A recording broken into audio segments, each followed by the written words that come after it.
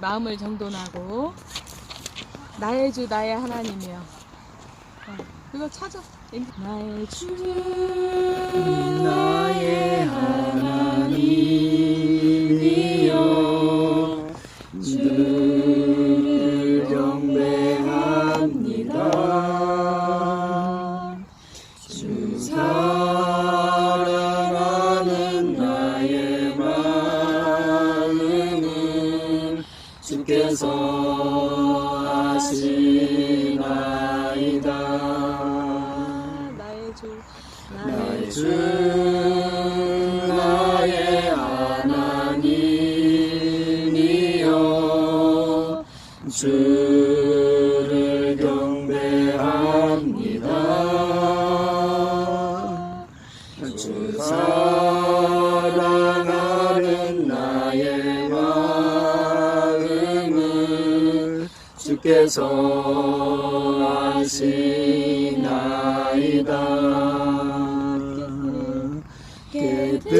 개들이 먹방 내게 없으며 개들은 양유 없지만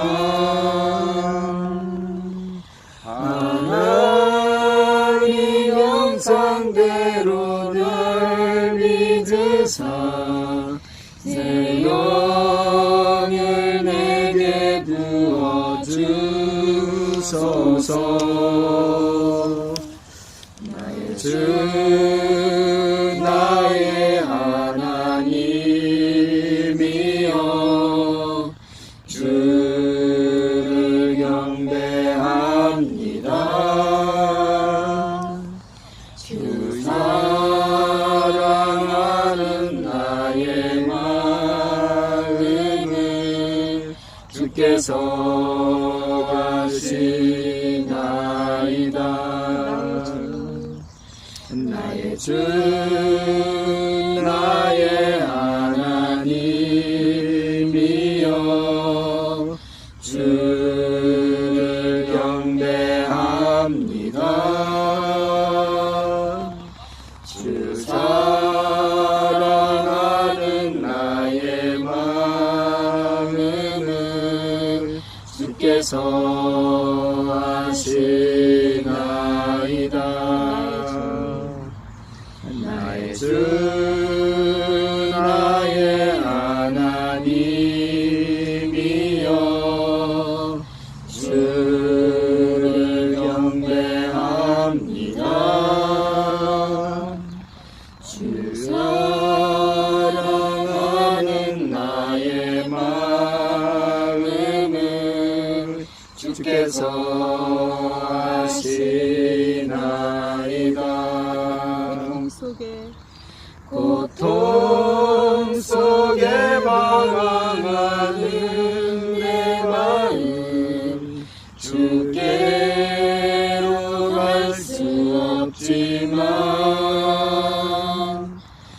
정할 수 없는 은혜로 주님의 길을 걷게 하소서. 나의 주 나의 하나님이여 주를 경배합니다. 주 사랑하는 나의 마음을 주께서 하시나이다. 하나님의 말씀 보도록 하겠습니다. 사도행전 1장 14절 사도행전 1장 14절 말씀 하은이가 읽어주세요. 여자들과 예수의 어머니 마리아와 예수의 아우들과 더불어 마음을 같이하여 오로지 기도에 힘쓰더라. 아멘. 사도행전 2장 1절에서 4절 사도행전 2장 1절에서 4절 오순절 날이 이미 이름에 그들이 다 같이 한 곳에 모였더니 호련히 하늘로부터 급하고 강한 바람 같은 소리가 있어 그들이 앉은 온 집에 가득하며 마치 불의 혀처럼 갈라지는 것들이 그들에게 보여 각 사람 위에 하나씩 임하여 있더니 그들이 다 성령의 충만함을 받고 성령이 말하게 하심을 따라 다른 언어들로 말하기를 시작하니라. 아멘. 오순절 성령의 역사를 다시 한번 소망하는 그런 주간이 되고 또 이 기도의 시간이 되기를 소망합니다. 하나님께서는 성령을 절대적으로 받아야만 한다라고 말씀하시고 그리고 성령 받아야 되는 목적에 대해서 말씀을 하여 주셨습니다. 그것은 구약에서는 타락한 시대가 굉장히 많았어요. 그런데 타락한 시대가 많았는데도 불구하고 하나님께서는 회복을 말할 때가 있습니다. 너희 다 타락했고 너희 더 망할 것인데 내가 회복을 줄 거야. 그런데 그것은 그냥 되지 않았어요. 하나님의 특별한 은혜가 있어야 됐습니다. 그래서 구약 속에 하나님께서 새 영을 주고 새 마음을 주고 하나님을 아는 마음을 줄 거예요. 똑같은 상태, 악한 상태였는데 그렇게 하나님께 약속하는 것을 볼 수가 있습니다. 에레미야를 통해서도 그렇고 에스겔서를 통해서도 그렇고 그래서 마른 뼈들이 다 시체와 같이 마른 뼈들이 가득한데 환상을 보여주시면서 살겠느냐 인자야 살겠느냐 하나님만이 하실 수 있고 하나님만이 아십니다. 대언의 영을 전하게 하고 그리고 생기가 들어가게 하고 그리고 움직이게 하고 하나님의 영이 들어가게 하고 하나님의 군대를 이루는 것을 보면서 이와 같이 죽었던 영들이 살리라 이렇게 약속하는 것을 보게 됩니다. 우리에게 성령이 임한다는 것은 죽어진 모습이 살아나는 것입니다. 그리고 그리스도 안에서 사는 것도 이렇게 성령 임할 때만이 놀라운 하나님의 역사가 있는 것이다. 그러므로 너희는 반드시 성령님과 함께 살아야 한다. 그래서 구약 백성에게 내가 새로운 영을 주면 너희가 하나님께 예배하고 싶어 하십니다. 예배를 강조를 하는 것을 볼 수 있어요. 하나님, 우리가 사실은 세상 사람들 그리고 교회 안에 있는 사람들도 예배를 힘들어하는 사람들이 많아요. 세상에서 있을 때 또는 연속극을 보고 세상 친구들과 있고 할 때는 뭐 20시간이든 몇 시간이든 계속 있을 수 있는데 그 단지 몇 분의 예배도 너무 못 견뎌 하는 사람들이 많이 있습니다. 그런데 하나님께서 은혜를 주시면 예배하는 영이 생긴다. 그리고 그 예배하는 영은 하나님을 경외하는 영이다. 그런데 그것이 성령으로부터 주어진다. 구약 속에서 이미 약속하셨다는 거죠. 모든 백성이 하나님을 알게 하게 되고 아는 것이 되고 하나님을 예배하는 사람이 되리라 라고 말씀하는 거죠. 그래서 우리가 진정으로 예배자가 되려면 하나님을 알아야 되겠죠. 하나님을 모르는데 예배할 수 없잖아요. 그렇죠? 그리고 하나님을 안 상태에서 이제 하나님께서 예배하게 하십니다. 그런데 하나님을 알면 저절로 경배가 나타나는 거예요. 너무 귀한, 너무 위대한 그분 앞에 경배할 수밖에 없고 무릎이 탁 벌려질 수밖에 없고 그리고 거기 더 나아가서 나를 위해서 사랑하신 예수님의 사랑이 보여지니까 그런데 그것이 회복의 때에 이루어지는 것입니다. 그래서 회복의 때 하나님께서는 반드시 영을 부으신다는 거죠. 그래서 성령님이 임하시는 때는 말세 때다라고 말합니다. 말세, 내가 내 종들에게 내 영을 부어주리니 이렇게 말합니다. 그러면서 어린이들이 어른들이 이러한 사람이 되리라 꿈꾸는 사람이 되고 비전을 꿈꾸는 사람이 되고 하나님의 말씀에 붙들린 사람들이 되리라 라고 말씀하십니다. 그러면서 우리가 이제 기도할 때 그런데 기도는 근데 성경 속에 보니까 에레미야 속에서도 그러나 약속하지만 에레미야 33장에 보면 너희가 내게 부르짖어라 그러면 크고 기밀한 것들을 내가 줄 거야. 그러면 이런 회복들이 있어. 근데 32장에 보니까 너희 마음을 내가 새롭게 만들어 줄 거야. 축복하는 거죠. 그런데 그것은 무엇을 통해서 너희가 내게 부르짖을 때 그러면 내가 놀라운 새 은혜를 주실 거야 라고 말합니다. 에스겔서 말씀 가운데서도 그렇게 계속 심판만 말하다가 회복을 딱 말하는 거예요. 근데 그 회복은 성령을 말씀하듯이 새 영을 부어줄 거야 라고 말하는 겁니다. 그런데 너희가 기도하며. 하나님이 기도로 필요하셨다는 겁니다. 누군가를 통해서 기도하게 하시는 것을 볼 수 있습니다. 예수님께서 성령을 부어줄 거야, 너에게 필요해. 마찬가지로 그냥 하지 않았습니다. 기도하는 마음을 먼저 주셔서 먼저는 하나님 아는 마음을 먼저 주십니다.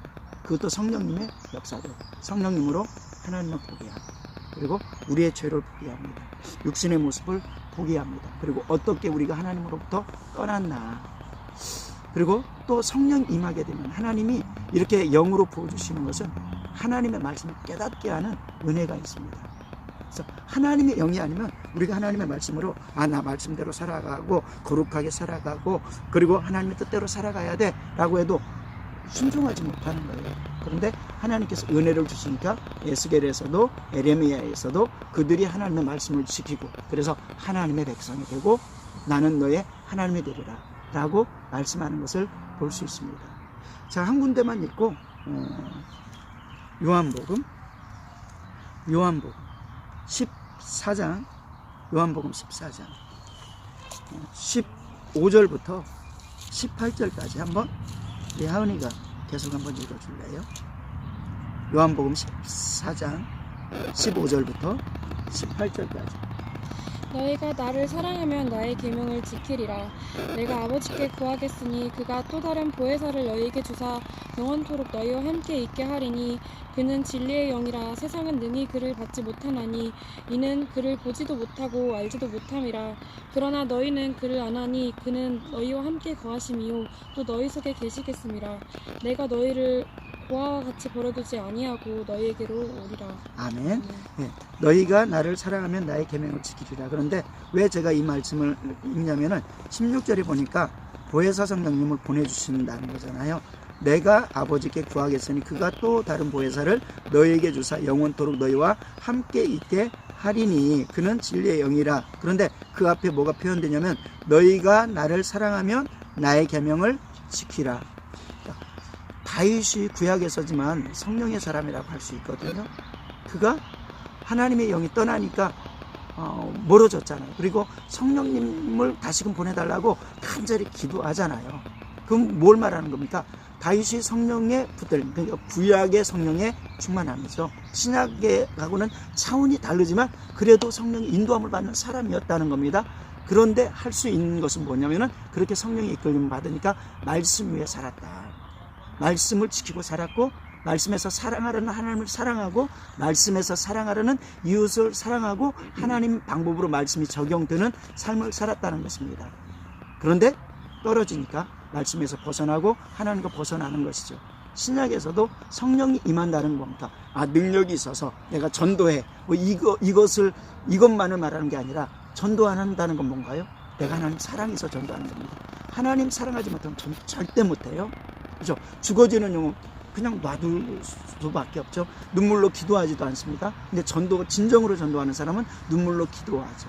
하나님의 사랑으로. 근데 그 사랑이 어느 때 나타나면 성령이 임하면서. 그러니까 너희가 성령을 주겠다라고 약속하시는데 예수님이 굉장히 강조한 부분들이 너희가 전도해야 되기 때문에 내가 성령을 줄 거야. 권능을 받아 라고 하는데 우리는 잘못 생각해서 내가 권능을 받아가지고 뭔가를 해야 되겠다 이렇게 하는데 사랑이라는 거죠. 그리고 그 사랑은 말씀에 순종할 수 있는 힘이다. 그래서 오늘 성령에 대해서 요한복음 속에 나타나는 것도 너희가 나를 사랑하면 나의 계명을 지키리니 내가 아버지께 구하겠으니 그가 또 다른 보혜사를 너희에게 주사 영원토록 너희와 함께 있게 하시리니. 그래서 우리가 성령님 나에게 절대적으로 필요합니다 라고 하는 면에서는 예수님을 깨달아야 되고 예수님을 아는 것도 성령으로 되고 하지만은 하나님의 말씀을 통해서 또 예수님을 보게 하는 것도 그리고 하나님의 말씀에 옳고 그른 것을 해석하고 나가는 것도 성령이 아니면 할 수 없고 그리고 그 말씀을 내가 말씀 위에 걷는다는 것은 사랑한다는 것입니다. 하나님을 사랑한다. 말씀에서 벗어나는 것은 하나님을 내가 사랑하지 않는다. 말씀을 사랑하는 것은 이웃을 사랑한다 라는 것입니다. 근데 이것을 하지 못하는 사람이 되는 거잖아요. 너희가 나를 사랑하면 나의 계명을 지키라. 그리고 나서 계속해서 23절에도 예수께서 대답하여 이르시되 사람이 나를 사랑하면 내 말을 지키리니 라고 말씀합니다. 그러면서 또 성령님을 말씀하는 거예요. 너희가 성령이 임하면 진리가 너희 속에 있고 그분은 진리의 영이고 그리고 너희가 진리 가운데 살아가리라. 하나님은 아는 진리, 예수님의 십자가를 아는지 구원을 아는 진리, 내가 저 영혼을 사랑하지 않으면 안 되는 진리, 이러한 것들이 나타나는 거죠. 그래서 그 일을 하기 위해서, 내가 영혼을 사랑하기 위해서, 나 살기 위해서, 그리고 말씀 위에 걷기 위해서 하나님께서는 성령 받으라 라고 하셨고 성령을 주시겠다 라고 하셨습니다. 예수님이 오시기 전에는 아무리 성령 받으려고 해도 다윗과 같이 앞으로 오실 예수님을 바라보고 믿고 그 상태에서 믿음으로 성령을 받는 거고 성령과 함께 살아가는 거죠. 구약시대의 상태입니다. 신약시대에는 예수님이 이미 오셨습니다. 내 죄의 사해 주셨습니다. 그것도 성령으로 깨닫게 하고 그리고 내 마음에 성령님 오셔서 살아간다는 건 뭘까요? 뭐 능력을 행하고 전도를 그냥 전도만 하고, 근데 전도도 사랑에 기반해서 전도하는 것이지 사랑에 기반하지 않은 전도는 그냥 행사일 뿐입니다. 그래서 그 사랑이 결국 말씀에 살아가는 것들이 성령으로서만 가능하다라는 것을 기억하면서 그 성령님 주시겠다고 했고 충만히 주시겠다고 했고 받으라고 했고 충만히 받으라고 했기 때문에 오늘 이 시간에 우리가 그러한 믿음으로 기도하는 삶이 되기를 축복합니다. 기도합니다. 하나님 아버지 은혜를 감사합니다. 우리가 성령님을 꼭 받아야 되는 하나님의 말씀으로 우리가 또 들었습니다. 주님, 이 시간에 약속하신 성령님께서, 약속하신 하나님께서 우리에게 허락하여 주심을 믿습니다. 믿음으로 구하고 하나님께 더욱더 나가는 귀한 삶 되게 도와 주시옵소서. 감사드리며 우리 주 예수님의 이름으로 기도드리옵나이다. 아멘.